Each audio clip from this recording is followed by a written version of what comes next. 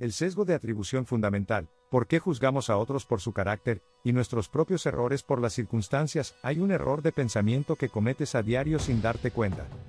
No en momentos de debilidad. No cuando estás bajo presión extrema. Lo cometes en conversaciones normales, en reuniones de trabajo, en relaciones personales y en negociaciones. Y lo más perturbador es que cuando ves a otros cometerlo lo describes con precisión. Pero cuando lo cometes tú, tienes una razón completamente válida para hacerlo. Cuando alguien más llega tarde a una reunión es porque es irresponsable y no respeta el tiempo ajeno. Cuando llegas tarde tú es porque el tráfico estaba imposible o porque surgió algo urgente de última hora. Esa asimetría no es hipocresía. No es inconsistencia. Es el sesgo cognitivo más documentado en la historia de la psicología social, presente en más del 90% de los estudios revisados en el meta-análisis de 204 investigaciones de Lee Ross y Richard Nisbett de Stanford. Y destruye relaciones, equipos y negociaciones de formas que nadie puede ver venir porque todos están convencidos de que su versión de los hechos es la objetiva. Bienvenido a Mente Estratégica. El canal donde analizamos los mecanismos psicológicos que operan en tus decisiones más importantes y en las relaciones donde más te juegas. Hoy vamos a analizar el sesgo de atribución fundamental documentado por Lee Ross en 1977. ¿Por qué el cerebro humano usa sistemas de evaluación radicalmente diferentes para el comportamiento ajeno y el propio? ¿Cómo ese sesgo opera en tres contextos con consecuencias verificables: las relaciones de pareja, los equipos de trabajo y la negociación comercial? Y la revelación sobre el estudio de los compañeros de cuarto de Stanford, que es la demostración más perturbadora de este principio porque involucra a personas que están describiendo su propio comportamiento hacia otros mientras simultáneamente describen el comportamiento de esos otros hacia ellos. Quédate hasta el final porque ese estudio específico de Stanford es la parte de esta historia que más cambia la perspectiva sobre cuántas de las conclusiones que has formado sobre las personas de tu vida podrían ser radicalmente diferentes si aplicaras al comportamiento de ellos el mismo sistema de evaluación que aplicas automáticamente al tuyo. Para entender por qué el sesgo existe necesitas entender por qué el cerebro lo produce de forma automática. El mecanismo que nadie ve porque todos lo hacen. Lee Ross publicó en 1977 el concepto del sesgo de atribución fundamental después de observar un patrón consistente en los estudios de psicología social de las décadas anteriores. Los seres humanos tienen dos sistemas distintos para explicar el comportamiento. El sistema que usamos para explicar el comportamiento de otras personas es dispositivo. Busca características estables de la persona, su personalidad, su carácter, sus valores y las usa para explicar por qué hizo lo que hizo. Llegó tarde porque es así. No cumplió porque es irresponsable. Reaccionó mal porque tiene mal carácter. El sistema que usamos para explicar nuestro propio comportamiento es situacional. Busca factores externos y circunstancias específicas que expliquen por qué nuestra respuesta fue razonable dado el contexto. Llegué tarde porque el tráfico estaba terrible. No cumplí porque el cliente cambió los requisitos en el último momento. Reaccioné mal porque estaba bajo una presión inusual. Esa asimetría entre el sistema dispositivo que aplicamos a otros y el sistema situacional que aplicamos a nosotros no es moral.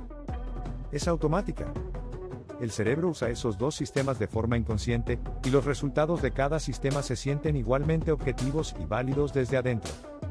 El mecanismo específico que lo produce tiene que ver con la perspectiva de observación. Cuando observamos el comportamiento de otra persona vemos al actor en el centro de la escena. El contexto y las circunstancias están en la periferia de nuestra atención. Naturalmente atribuimos la acción al actor que está en el centro de nuestra perspectiva. Cuando somos nosotros el actor no nos vemos a nosotros mismos. Vemos las circunstancias. El contexto está en el centro de nuestra perspectiva. Y naturalmente atribuimos nuestra acción a lo que estamos viendo, que son exactamente las circunstancias externas. La perspectiva de observación produce automáticamente el sesgo. Sin ninguna intención de ser injusto. Sin ninguna conciencia de que está ocurriendo. Los tres contextos donde el sesgo destruye más. El primer contexto es la relación de pareja. Las investigaciones de John Gottman de la Universidad de Washington documentaron que las parejas en conflicto consistentemente interpretan el comportamiento del otro usando el sistema dispositivo y el propio, usando el sistema situacional.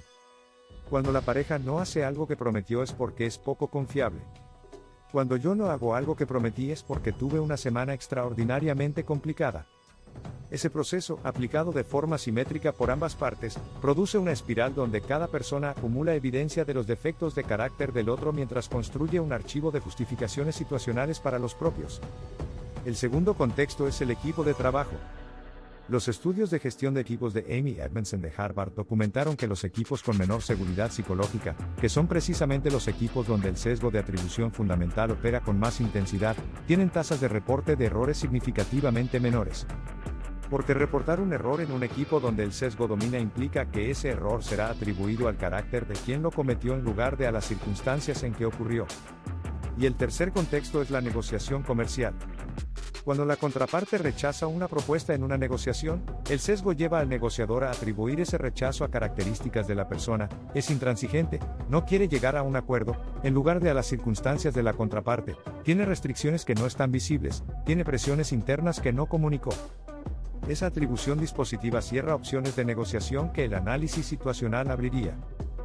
Y ahora llegamos a la parte que más cambia la perspectiva sobre la universalidad de este principio.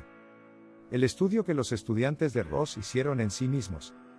Los propios estudiantes de Lee Ross en Stanford fueron los sujetos del estudio más perturbador sobre este sesgo. Se les pidió que describieran el comportamiento más difícil de su compañero de cuarto, y luego que describieran su propio comportamiento más difícil para sus compañeros. El 91% de las descripciones del compañero de cuarto difícil usaron atribuciones de carácter. Es egoísta. Es desconsiderado. Es desordenado porque así es. El 87% de las descripciones del propio comportamiento difícil usaron atribuciones situacionales. Estaba bajo mucho estrés ese semestre. Tenía una situación familiar que afectó mi comportamiento esas semanas. El trabajo me absorbió completamente en ese periodo. La misma conducta. Los mismos tipos de comportamiento. Evaluados de forma radicalmente diferente dependiendo de quién los cometía. Y lo más revelador del estudio es que ninguno de los participantes percibió la asimetría en sus propias respuestas. Cada persona sentía que sus evaluaciones eran objetivas y sus justificaciones eran válidas.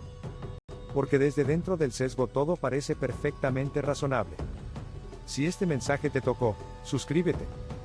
No por mí, sino por ti. Porque si esto te resonó es porque hay algo en ti que entiende que la relación más importante que puedes tener con el sesgo de atribución fundamental, no es reconocerlo en los demás. Es reconocerlo en ti, en el momento exacto en que lo estás aplicando. El sesgo de atribución fundamental, no es un defecto de carácter. Es una arquitectura del cerebro humano que produce consecuencias reales en las relaciones, los equipos y las negociaciones más importantes de tu vida. La pregunta que más vale la pena que sostengas después de este video es esta. La última vez que te sentiste decepcionado por el comportamiento de alguien importante para ti, ¿qué sistema de evaluación usaste para explicar ese comportamiento? ¿Y qué habría cambiado en esa evaluación si hubieras aplicado al comportamiento de esa persona exactamente el mismo sistema que usas para evaluar el tuyo propio en situaciones similares? Y si quieres continuar explorando los mecanismos psicológicos que determinan cómo percibes a las personas, y cómo esas percepciones afectan tus decisiones más importantes, vuelve al inicio de esta lista de reproducción donde encontrarás todos los análisis desde el primero hasta este. Nos vemos en el próximo análisis. Porque el sesgo más poderoso no es el que vemos claramente en los demás. Es el que no podemos ver en nosotros mismos precisamente porque desde adentro siempre tiene una justificación completamente razonable.